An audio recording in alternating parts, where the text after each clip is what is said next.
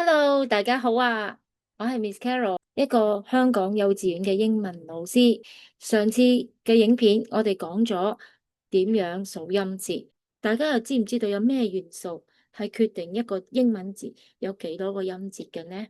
答案就係 long vowel，即係一啲A E I O U 嘅組合，或者係 short vowel，淨係 A E I O U 發 E O R 呢幾個音，一個音節其實就係有一個元音，或者係我哋講母音 vowel。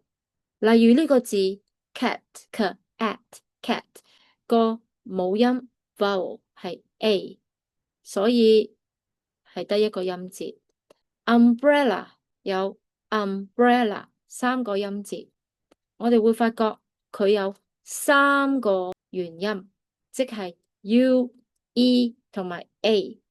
太空人 astronaut 有三個音節，因為佢哋有三個元音喎，有 A 啦，有 O 啦，同埋第三個係個組合嚟嘅 AU。paper 有兩個音節，因為咧有 A 同埋 ER 都係一個 vowel 嚟嘅，呢一啲元音係拼音嘅核心。點解由單音節開始呢？